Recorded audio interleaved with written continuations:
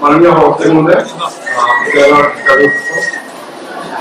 বিদ্যালয়ৰ ছাত্ৰছাত্ৰীসকল বিশেষকৈ তাৰ উপলক্ষে আজিৰ অনুষ্ঠান এই দশম শ্ৰেণীৰ ছাত্ৰছাত্ৰীসকল আজিৰ অনুষ্ঠানত মোৰ খুবেই ভাল লাগিছে আৰু বিশেষকৈ মোক ইয়াত আমন্ত্ৰণৰ কাৰণে মই অধ্যক্ষ মহোদয়ক মোৰ আন্তৰিক কৃতজ্ঞতা আৰু ধন্যবাদ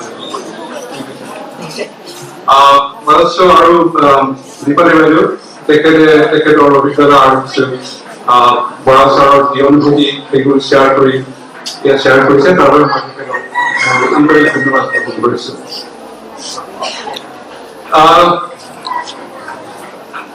এইখিনিতে সৰুৱে মোৰ স্বীকাৰোক্তি আছে। মই যোৱা প্ৰায় 14 বছৰ ধৰি আমেৰিকাত আছো আৰু তাত মই অসমীয়া সুবিধা নাপাওঁ। কেতিয়াবা ইয়াত আহিলে এবছৰ মানে 2 বছৰ 3 বছৰ যেতিয়া আহোঁ তেতিয়া অলপ হোৱাৰ সুযোগ সুবিধা পাওঁ আৰু তেতিয়া মানে অলপ সৰু পৰা বাছত গ'লে অলপ খোৱাৰ সুবিধা পায়। গতিকে মই তাত খোৱাৰ সুযোগেই নাপাওঁ, ভাষণ দিয়া দূৰত। গতিকে মোৰ অলপ ভুল হ'ব পাৰে। মোৰ সেই ভুলবোৰ নধৰি আপোনালোকে মই যিটো কথা ক'ব পাৰিছো সেই ভাৱটো পালন কৰিব।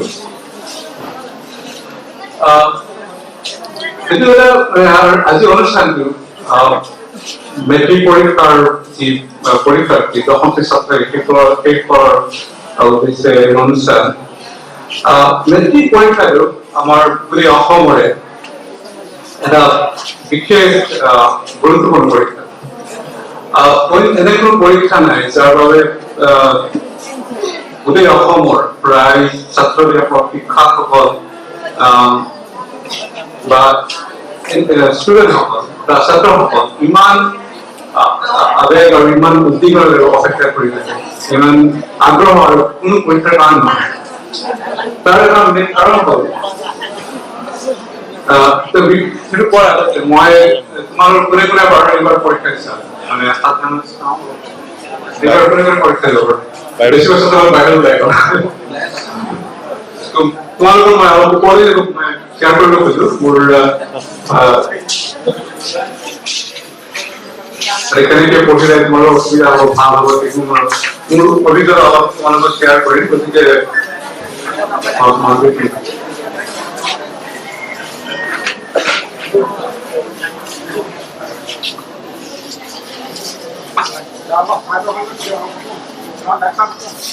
যিহেতু এইটো মেট্ৰিক 10ৰ শেষৰ অনুষ্ঠান মই তোমালোকে সম্বোধন কৰি পঠিয়াই দিছো। আমাৰ যিটো হেৰি হ'ল মানে এইটো পৰীক্ষাৰ পিছত এইটো কিয় ইমান গুৰুত্বপূৰ্ণ হয় ছাত্ৰ মানে ক্লাছ 10ৰ ছাত্ৰসকলৰ কাৰণে কিয় ইমান গুৰুত্বপূৰ্ণ? কাৰণ এই পৰীক্ষাৰ পিছত সেই ছাত্ৰসকলৰ জীৱনত ডাঙৰ পৰিৱৰ্তন হয়। তোমালোকৰ বেছিভাগ ছাত্ৰই হয়তো ইয়াৰ পৰা ওলাই গৈ কোনো টাউনৰ বা চহৰৰ কলেজত গৈ পঢ়া শুনা কৰিব। তাৰ বহুতে তোমাৰ প্ৰথমৰ বাবে হোষ্টেলত থাকি পঢ়া শুনা কৰিব। এইটো ডাঙৰ বিগ চেঞ্জ। তাৰপিছত কি হ'ব তোমাৰ ধৰা তাত কলেজত তুমি পঢ়িবা, তোমাৰ নতুন পৰিৱেশ। ইয়াত তুমি পঢ়িছা তোমাৰ ক্লাছ 5ৰ পৰা 10লৈকে তোমালোকে একেবাৰে পঢ়ি আহিছা, একে স্কুল, একে ক্লাছ, একে ছাত্ৰ। ইয়াৰ পৰা কলেজত যাবা তেতিয়া কি হ'ব তোমাৰ সম্পূৰ্ণ বেলেগ পৰিৱেশ আৰু তোমাৰ ক্লাছমেট ইয়াত যিসকল আছে সেইসকল আৰু ইয়াত তুমি নাপাব পাৰা। তাত কিছুমান নতুন বন্ধু বান্ধৱৰ লগত দেখা হ'ব, নতুন পৰিৱেশ, নতুন শিক্ষকসকল, নতুন চহৰ, নতুন ঠাই, সকলোবোৰ ডিফাৰেণ্ট। তোমালোকে তাত নিজে নিজে এডজাষ্ট কৰিব লাগিব। গতিকে ডাঙৰ পৰিৱেশ মানে নিজৰ ঘৰ বাৰী তোমাৰ পিতৃ মাতৃসকলে তোমালোকৰ তোমালোকক মানে আদৰ শুশ্ৰূষা কৰিছে। সেইটো পৰা ওলাই গৈ তোমালোকে চহৰত নিজে নিজে কোনোবা হোষ্টেলত বা কোনো ভাড়াঘৰত থাকি পঢ়া শুনা কৰিব, তোমালোকে নিজে নিজে স্বাৱলম্বীভাৱে চলিব লাগিব। সেইকাৰণে এই পৰীক্ষাৰ গুৰুত্ব বেছি। আৰু এটা কাৰণ হ'ল সেই তেতিয়াৰ পৰা সেই ছাত্ৰজনৰ এটা নতুন এটা যাত্ৰা, এটা জাৰ্ণি আৰম্ভ হয়। প্ৰথমে তুমি হায়াৰ ছেকেণ্ডাৰী পাছ কৰি 10 পাছ কৰি হায়াৰ ছেকেণ্ডাৰী পঢ়ি যাবা। তাৰপিছত তাত ভাল ৰিজাল্ট কৰিলে তোমালোকে ইউনিভাৰ্চিটি বা মেডিকেল কলেজ, ইঞ্জিনিয়াৰিং কলেজ তাদের পড়াশোনা করে, কোনোবা সায়েন্স, কমার্স বা আর্টস বিভিন্ন বিভাগে পড়াশোনা করে। তো এগুলো তার সাথে কি হবে, তার আরো ভালো করলে তোমার উচ্চ শিক্ষার কারণে পিএইচডি করবা, এমবিএ করবা, বা বিভিন্ন একটু তোমার ধরনের ক্যারিয়ার সেই মধ্যে পড়াশোনা করে। তো এই যে ক্যারিয়ার যে জার্নি, যেহেতু যাত্রা, এই পরীক্ষার পিছনে আরম্ভ হবে, এই পরীক্ষা পাস করার পিছনে এই জার্নি আরম্ভ হবে। সেই কারণে এই পরীক্ষার মান গুরুত্ব দিয়েছে, সেই কারণে এই পরীক্ষা আমার রাইটে ইমান আগ্রহের এরাই অপেক্ষা করে থাকে। কারণ কেউ জানে ইয়া যদি তোমার ভালো করলেও পারে, কেউ ভবিষ্যতে সেইভাবে কেউ উজ্জ্বল ভবিষ্যৎ হবে, ইয়া যদি ভালো করলেও পারে ভবিষ্যৎ আমার ভালো হবো পারে। এই কারণে কিন্তু যেহেতু ক্যারিয়ার একটা বিগ চাপ, একটা জানোয়ার, একটা মাইলস্টোন, কেউ ছাত্র হওয়া পারে আমার মাইলস্টোন, আর ইয়ার পরে আমার পদক্ষেপ নেই, ইয়ার পর ওলাই গেলে এগুলো নতুন একটা যাত্রা আরম্ভ করে।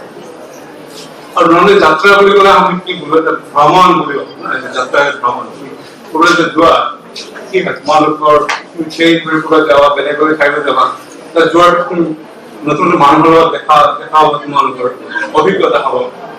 এইগুলো তুমি ইয়াটা উল্লাই গই নতুন অভিজ্ঞতা নতুন মানুষ করেছিল, বন্ধু বান্ধব করেছিল। এই কারণে জীবন যাত্রার নতুন স্পেস। কি হয় নর্মালি আমি যদি ওলাই যাওঁ, ছাত্ৰসকলৰ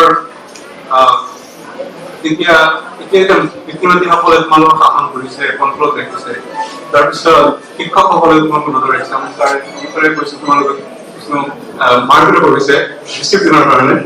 কিন্তু ইয়াৰ পৰা যেতিয়া ওলাই যাবা, সেইটো কোনেও নকৰে, তোমালোকে নিজে নিজে নিজৰ দায়িত্ব হ'ব লাগিব। আৰু সেই দায়িত্ব তুমি যদি তোমাৰ যেতিয়া তোমাৰ বন্ধু বান্ধৱ হ'ব, তেওঁলোকৰ সেই বন্ধু বান্ধব তুমি কেনেকুৱা বন্ধু ইনফ্লুয়েন্স কৰা, কেনেকুৱা বন্ধু তুমি মিলামিছা কৰা, সেইটো দায়িত্ব পুৰো নিজৰ ওপৰত। আৰু তাৰ ফলে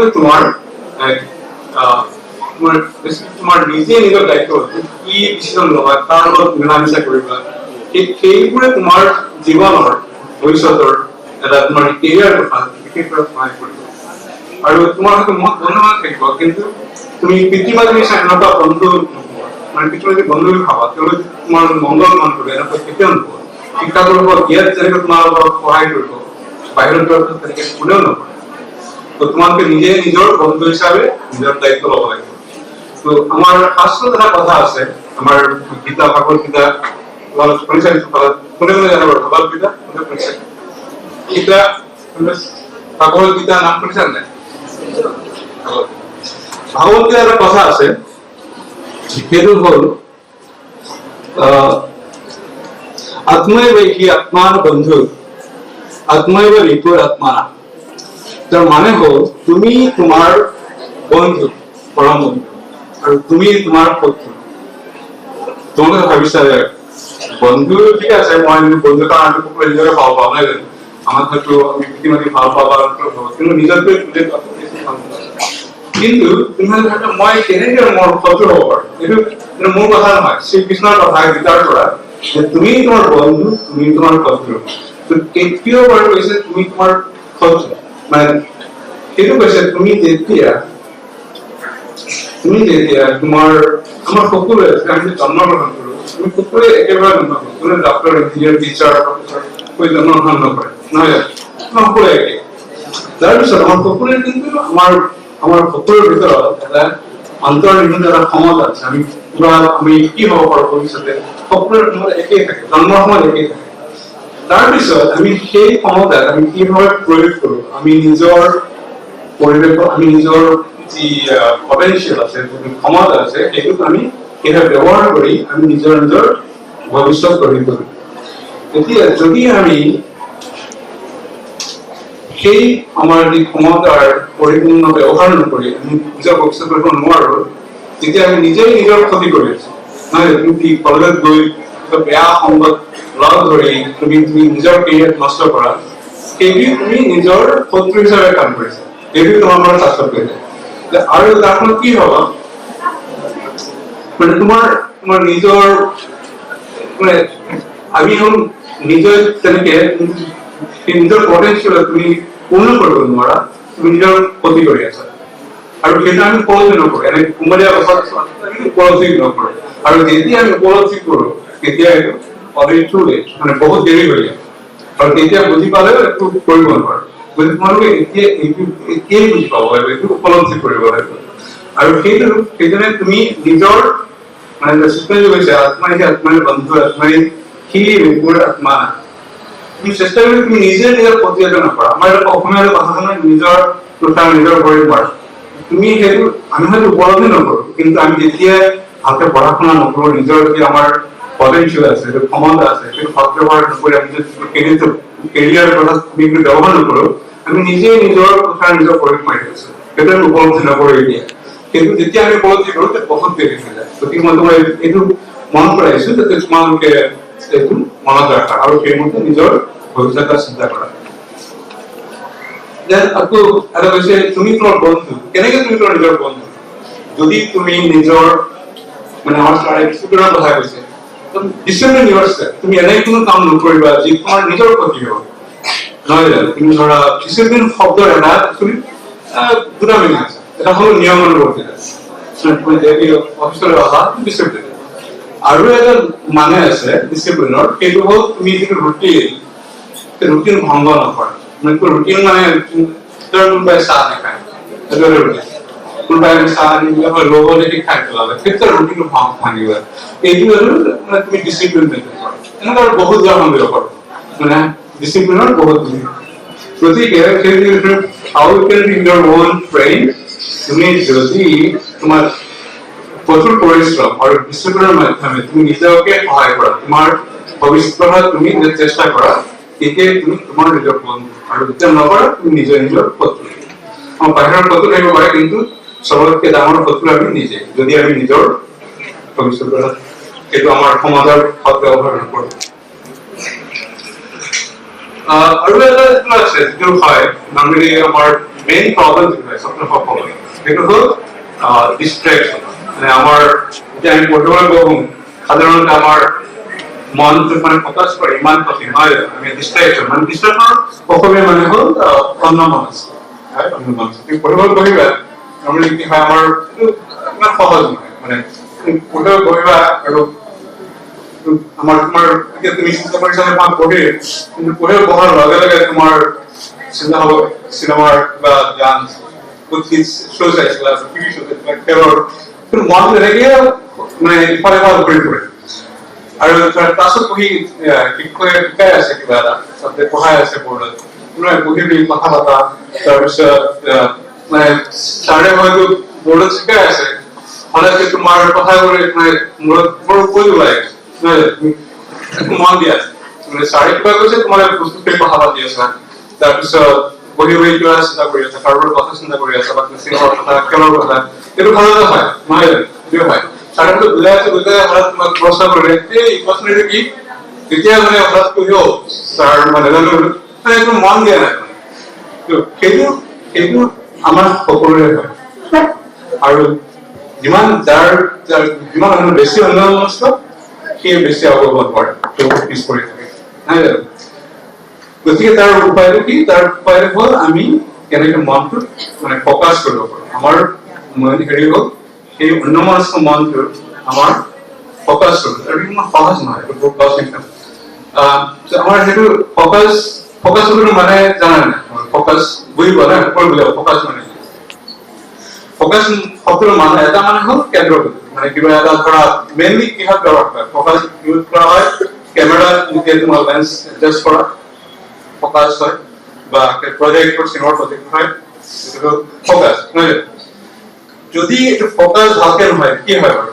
তুমি তাৰ ফটো তুলি আছা, ফকাছ ভালকে নহয়, সেইটো কি হ'ব? ফটো অস্পষ্ট, নহয় জানো?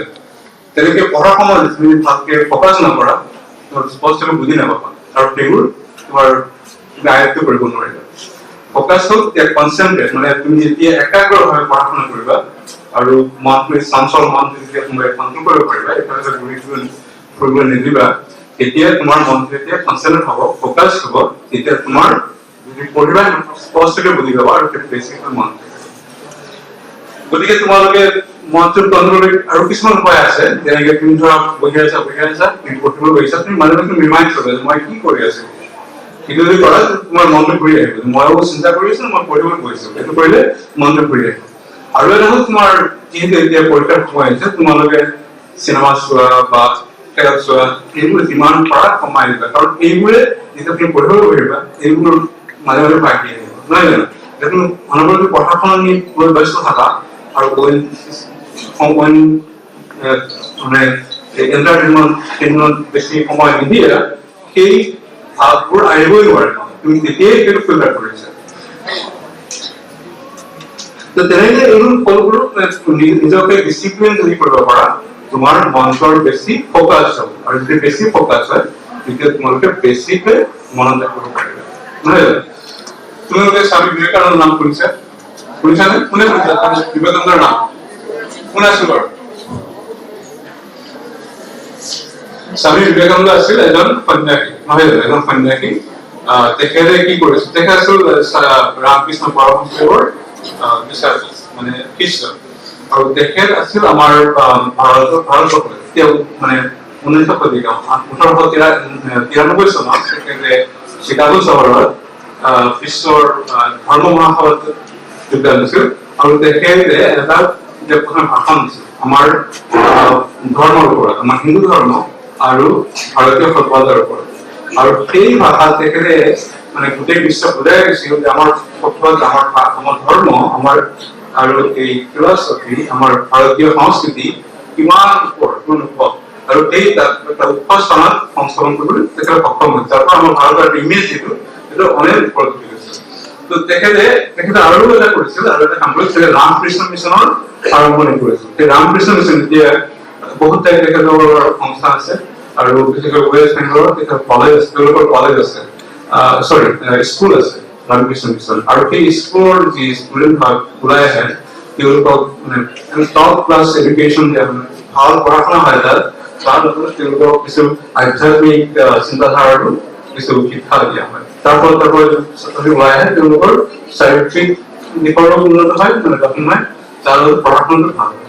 আৰু আমাৰ ভাৰতবৰ্ষৰ যি বিল্ডিং কলেজবোৰ আছে IIT বাজাৰৰ পৰা, তাৰ পৰা বহুত ছাত্ৰ ছাত্ৰী তাৰ পৰা সুযোগ পায়, পঢ়া শুনা কৰি ভাল হয়।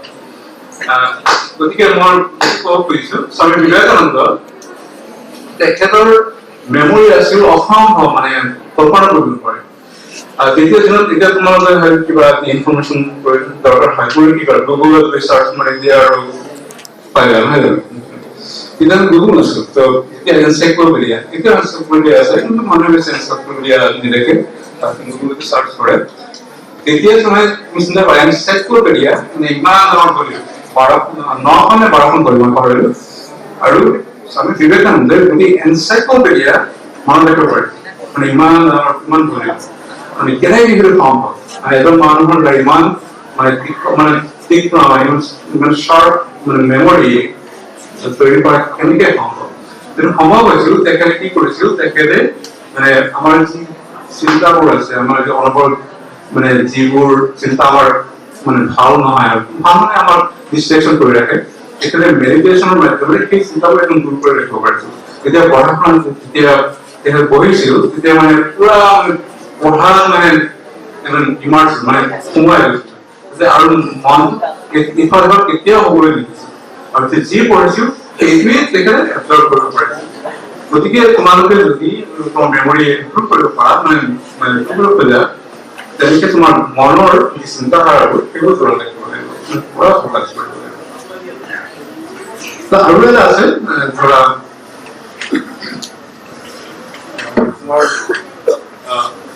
আৰু কিছুমান টেকনিক আছে যে আমাৰ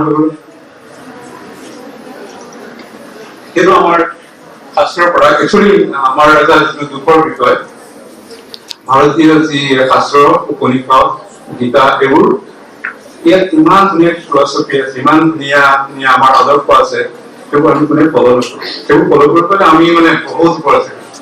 তাৰ আৰু এটা হেৰিয়াত 3 প্ৰিন্সিপল মানে 3টা নীতি আছে, তুমি যদি সেইটো ফলো কৰা আমি প্ৰায় শুনি থাকো, নৰ্মেলি বহুতে কয় যে সেই ল'ৰাটো বৰ চোকা দেই, সি পঢ়া শুনা নকৰে কিন্তু সি মনত ৰাখে, এনেকুৱা আমি শুনি থাকো, প্ৰায় শুনি থাকো যে কিছুমান ল'ৰা আছে সি পঢ়া শুনা নকৰে কিন্তু সি ভাল মাৰ্ক পায়। আৰু বহুতে বেছিকৈ পঢ়ে কিন্তু ভাল মাৰ্ক নাপায় মানে কেতিয়াবা আমাৰ জগিং কৰি কয় যে হেই ইমান মানে পঢ়ি মানে কিবা পাৰি দিছে আৰু একো মনত নাই কিবা খুজিলে ক'ব নোৱাৰে এনেকুৱা হয় আৰু বহুত আছে যে অলপ পঢ়ে কিন্তু মনত ৰাখে সেইটো কেনেকৈ সম্ভৱ আৰু সেইটো মই তোমালোকক কৈছো এইটো হ'ল আৰু এইটো আকৌ আমাৰ শাস্ত্ৰৰ পৰা আহিছে ইয়াত হ'ল বেচিকেলি এগেইন তোমাৰ এইটো প্ৰায় 1000 বছৰ আগত আমাৰ যি ঋষি মুনিসকল তেখেতসকলে এইটো লিখি গৈছে আৰু তুমি চোৱা আমাৰ কিছু তোমাক টিভি দেখিছানে মই নাজানো কিছুমান মন্দিৰত কিছু দেখিবা এখন পুৰোহিত তেখেতসকল কিতাপৰ যি শ্লোক মন্ত্ৰবোৰ আছে অনৰ্গল মাতিব পাৰে ডাঙৰ মন্ত্ৰ মানে অনৰ্গল মাতিব পাৰে কেনেকৈ সম্ভৱ হয় কেনেকৈ ইমান ষ্ট্ৰং মেমৰি কৰিব পাৰে সেইটো টেকনিক মই তোমালোক কৈছো সেইটো যিটো কয় আমাৰ শাস্ত্ৰত 3টা নীতি আছে সেইটো কয় শ্ৰৱণম মননম নিদিধ্যাসনম তো একে বুঝি মানে সে তার মানে কিন্তু মই তো বুঝাই গেছি শ্রবণম ছোট সিম্পল ওয়ার্ড তার মানে হল শোনা বুঝছে মননম তার মানে হল মনন করা আর নিধিধ্যাসন এটা গবেষণা করা তো শ্রবণম আমার কি হয় আমার স্যারে যদি ক্লাসত পড়ায় আমি কি করা উচিত মানে আমার পুরা ফোকাস স্যারের আছে সেগুলো আমি মনোযোগ দিয়ে করি এটা শ্রবণ এতিয়া মই উল্লেখ কৰিছো মই ক্লাসেস হয়তো স্যারে শিকাই আছে বা বড় দেখি আছে বহি বুঝি কথা বলে থাকা বা বেলেগ কথা ভাবি থাকা কিন্তু তোমালোকে স্যারে কিবোৰ কথা কৈছে জাস্ট সাউন্ড লাইক শব্দৰ নিচিনা আৱাজ হৈ আছে কিন্তু মনত একো নহয় জাস্ট সাউন্ড কিন্তু সাউন্ড শুনি আছে তো স্যারে কি কৈছে এইটো একমি তোমালোকৰ মোবাইলত সোমাই গতিকে মনোযোগ কৰিব তুমি কি কৰিব পাৰা তোমাৰ যদি স্যাৰে কৈ আছে তাৰ লগত নোট কৰিবা আৰু ফলো কৰিবা কি কৰিছে আৰু কোনোবা কোৱেশ্চন কৰিলে সেইবোৰ এভয়েড কৰিবা তাৰ লগত নোট কৰিবা তাৰপিছত আৰু কি কৰিব পাৰা আৰু এটা টেকনিক হ'ল এক্টিভ লিসেনিং তোমাৰ যে স্যাৰে যেতিয়া কয় তাৰ তুমি কিবা বুজি নোপোৱা বা সন্দেহ হয় ডাউট হয় স্যাৰক প্ৰশ্ন কৰে আৰু সেইটো হ'ল এক্টিভ লিসেনিং তুমি এনেকৈ যদি পুরা তারপর তোমাকে কোনো ফোকাস করো ভালো ধরো ইন্টারেকশন মাধ্যমে এটা তুমি আর বেশি মনে থাকবে সেটা হল শ্রবণ মানে শুনি যায় কিন্তু জাস্ট সাউন্ড নয় তুমি স্যারে কি করছে একটু হালকা তুমি অন্তর্করণ করে তুমি হালকা শুনি স্যার আর নোট হয়েছে একটিভ লিসেনিং তার প্রশ্ন করছে তার নোট হয়ে গেছে তারপর তোমার ক্লাসে তোমার বেশিরভাগ পড়া হয়ে যায় নয় যাবে মানে তুমি সিধে তুমি সেরকম কি বেশি নোট পড়ে পারে কেনকে পারে ক্লাসতে কি বেশি কভার করে তাৰপিছত নেক্সট হ'ল মানে যেতিয়া ক্লাছৰ পঢ়া হৈ গ'ল বেছিভাগ আমি কি কৰোঁ কিতাপবিলাক বন্ধ কৰি ক্লাছ আমাৰ চিঞৰ বাখৰ তাৰপিছত কথা বতৰা ক'ত চিনেমা চাব যাম ক'ত খেলিবলৈ যাম কি কেৰম খেলা আৰম্ভ হয় নহয় কিন্তু if you are good student I mean যাৰ শিক্ষাৰ খুব তীব্ৰ ইচ্ছা এখন আছে কি কৰিব কি মনত ৰাখি যিবোৰ শিকিছে কন্টিনিউ রিপিট করে গেছে এটা তুমি এবার পড়িছা আর তুমি কোন ভাবে কি একটু পারা না কিন্তু বেশি তুমি মনে পড়ি আছে you are continue you have no stop you reading তুমি পড়ি আছে আর কিন্তু তুমি 5 বার 6 বার যদি মনে রিপিট করবা মনে হবে ও কি এনে আছে আর কোন নজরে তুমি পড়ি আছে কিন্তু তোমার পড়া কন্টিনিউ হয়ে আছে